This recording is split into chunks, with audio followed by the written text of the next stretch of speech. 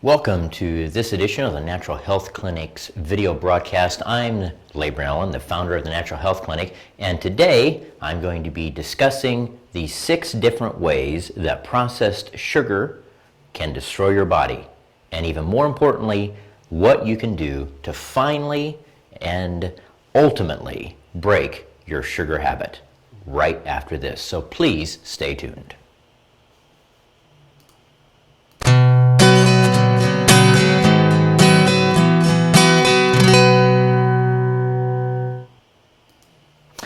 Welcome back. So there are 6 main ways, as I said, that processed sugars tend to destroy the body. So let's get right into it and discuss the first one. The first one is actually the #1 killer in the United States, and that is heart disease. So what happens is that when you consume processed sugars, especially for a long period of time, that eventually what develops within the vascular system is inflammation. And the inflammation starts breaking down the tissue. It can remove the collagen that keeps the integrity of the vascular walls. And when that inflammation sets in, what that does is it causes the liver to begin producing more cholesterol. What the body uses that cholesterol for is to lay down like a patch over the damaged tissue of the walls of the vascular system. So obviously, since heart disease is still, no matter what medical science has done, as far as helping with heart disease, with stents and different medications and defibrillators and so forth and so on, they have definitely helped people. It still, though, is the #1 killer, and that's because diet is not being looked at as the primary reason for the issues with heart disease. And sugar, as far as diet is concerned, is one of the primary agents of effect as far as the vascular system. Now, the second route that processed sugars tend to really destroy the body is something that you may not be as familiar with as heart disease. That's called non-alcoholic fatty liver disease. Now, your liver, beyond being responsible for detoxifying metals and different chemicals and producing different hormones and histamines and all the hundreds and hundreds and hundreds of processes that the liver does, it's responsible also for processing sugars. So as you may be aware, our cells utilize certain amounts of glucose or sugar, and the things that we eat, our digestive system breaks down the carbohydrates into glucose, which is a usable form of sugar for our body and our cells. Now, after your cells use the amount of glucose that is needed for their various processes, any remaining glucose is moved back into the liver for processing. And what the liver does is convert that glucose or that sugar into liver fats or triglycerides. And so as there are excess carbohydrates and processed sugars within the diet, this obviously eventually, as the downstream conversion process occurs, increases the amount of fats within the liver or liver fats. And once there gets to be, over that threshold of amount, that can promote this situation of a non-alcoholic fatty liver disease. So it's very common. It's being seen in younger and younger ages. It's a real issue, so do be aware of that as well. Now, the other factor that the overconsumption of processed sugars creates is leaky gut. Now, the gut is an entire ecological system. There's all different kinds of microorganisms, different microbes. There's good and bad bacteria. There's fungi. There's yeasts. There's even viruses within the gut. There's this entire ecological system. And when you have a healthy gut, all those things are working together, let's say in unity. Some of them are antagonists against others. For example, like fungus and yeast antagonize bacteria and vice versa. And what that antagonism does is it keeps those things in check. So when you start consuming these sugars, what that does is it tends to promote some of the organisms, and because they start thriving, it kills off other organisms, and that creates an ecological hazard if you will, within the gut. The microbiome is now disrupted. And so that disruption within the microbiome begins leading to leaky gut. And specifically, leaky gut is the breakdown of the tight junctions within the intestines. And when that occurs, you get this permeability. And leaky gut now is being found to really be the root cause of many different types of disease processes, from things such as autism onward to autoimmune diseases and everything in between. So it's a very serious concern, and sugar is definitely one of the primary causes of that as well. So moving on to, and you know, this is probably when you're thinking about sugar, one of the main things that you're going to think about as far as sugar causing, and that is metabolic diseases and metabolic conditions. Of course, diabetes being the number one, but there's also, you know, pre-diabetes, otherwise known as insulin resistance, syndrome X, it used to be called. And the problem with diabetes is number one, it's exploding. It's ever expanding. It's truly an epidemic. And children now are one of the fastest growing segments for diabetes, if you can imagine. This is a very serious concern because diabetes, Lee, is a gateway into all kinds of very serious diseases. Of course, diabetes is one as well, but it goes into kidney diseases, you know, to neurological issues, into heart, cardiovascular issues. It is a very serious concern. Additionally, there is much more likelihood once someone becomes diabetic that they're also going to experience different brain diseases later in life, such as Alzheimer's or other forms of dementia. In fact, Alzheimer's is being termed by different researchers as diabetes type 3. So it is a very significant factor within the health of the entire body and all of its systems as far as this overconsumption of processed sugars. In addition to the things that we already talked about as far as cardiovascular diseases and leaky gut and metabolic diseases and non-alcoholic fatty liver diseases, certain cancers as well have been found to be promoted through the overconsumption of sugar. Definitely because of the way that cancer cells grow, which is through a fermentation process, which is different than healthy cells. That fermentation process requires sugar. So we definitely know that certain cancers, they thrive on sugar because of this fermentation process that causes them to grow. So removing sugars, you know, like through a ketogenic diet, which is very heavy on fats and moderate proteins and very, very low, you know, maybe 5% carbohydrates to no carbohydrates, depending on what's happening, can be very beneficial, along with fasting and so forth.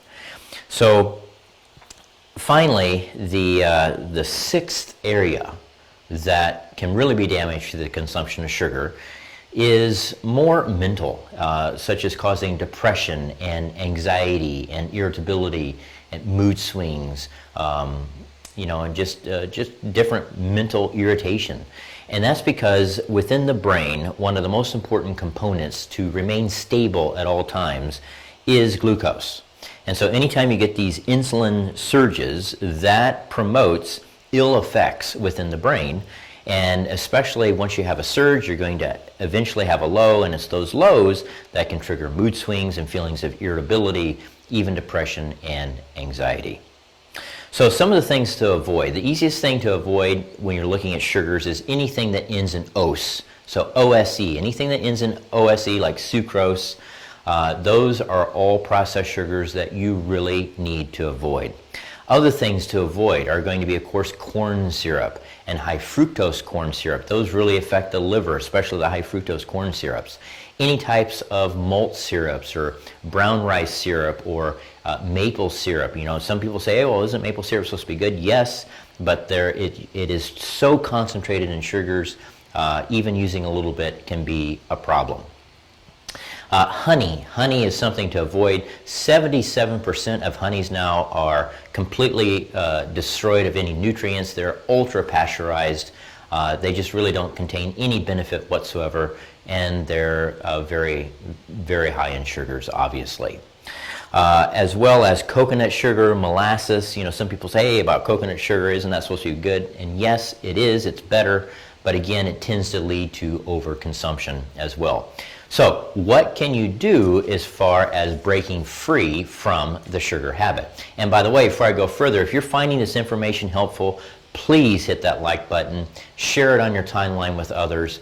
We're having problems now on all these different platforms, including Facebook, that they're just not being promoted. Facebook is actively fact-checking the information that I'm giving you to these videos and saying that, hey, if it's not from a leading agency like the CDC or the World Health Organization, then no matter how accurate it is, we're not allowing you to disseminate it and to give this vital information to you. So I'm really asking you to please share the video as you're finding it helpful, and hit the like button, because that will help others be able to see this information as well. So thank you in advance.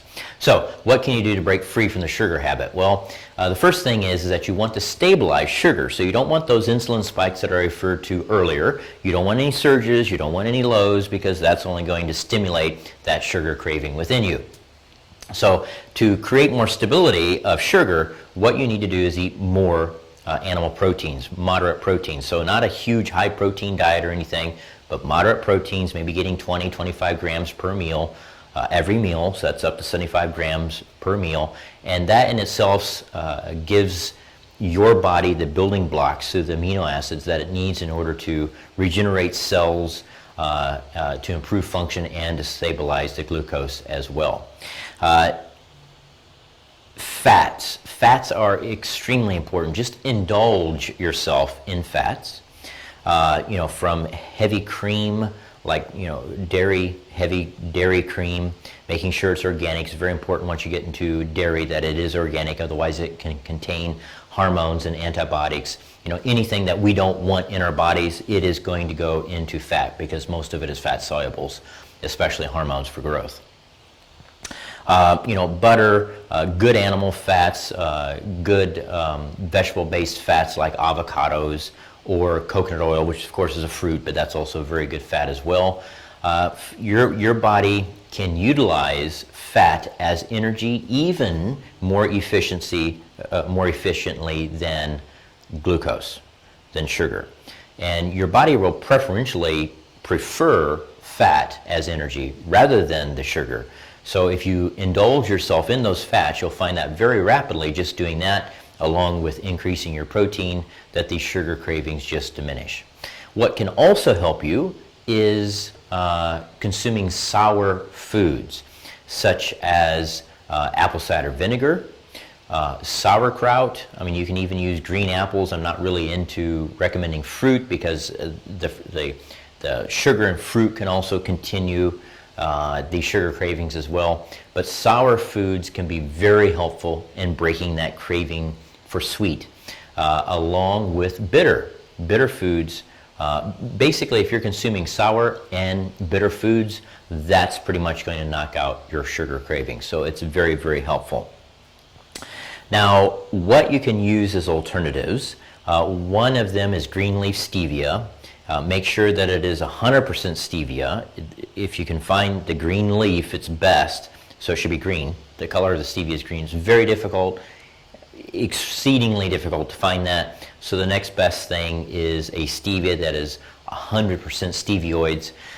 Again, because of the way that the body responds to stevia, I don't recommend that you consume it all, throughout the entire day, 24/7.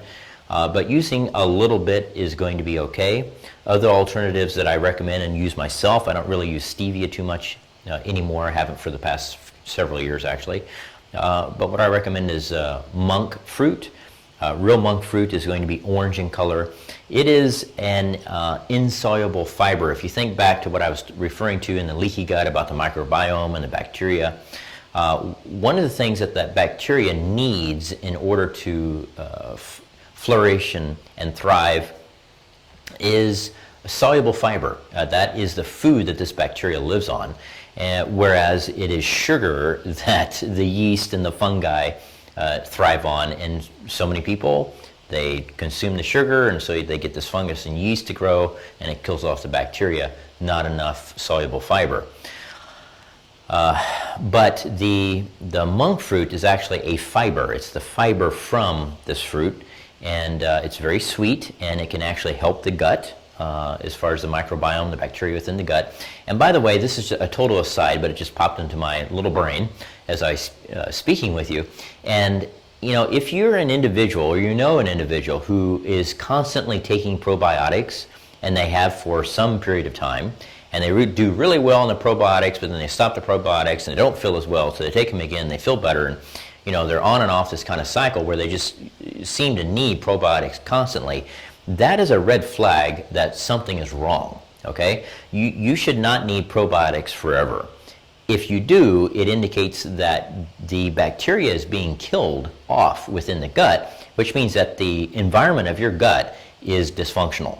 Okay, it's not, the proper ratio is not there. So you're still doing something that is contributing to the death of these beneficial bacteria, which is why you would have to continue taking these probiotics. So that's something to look into, because you're really not getting to the root cause. You're simply using probiotics like a medication. All right, so that's just a side, but I've seen that happen quite frequently. So again, you know, if you have found this information helpful, I ask you to please share and help us to get as many people, get this information to as many people as possible, because even though you might know it, there's an awful lot of people out there who don't know it, and it can really, really help their health and help improve their health. So let me look briefly as far as if there are any questions. And let's see. Rachel, good to see you. How about raw honey? So the only honey that I would recommend is Manuka honey. I really would not recommend even very much of that. Maybe a teaspoon a day would be all that I recommend as far as a honey.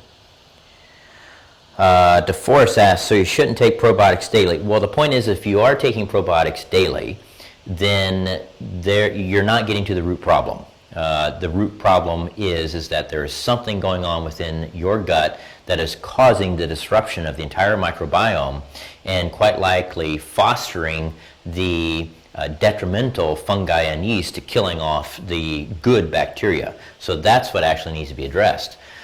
So you can still take the probiotics and you might feel better, but really the issue is still going on within the gut. It's treating a natural supplement exactly like a pharmaceutical, and that's what we're not trying to do that in natural medicine.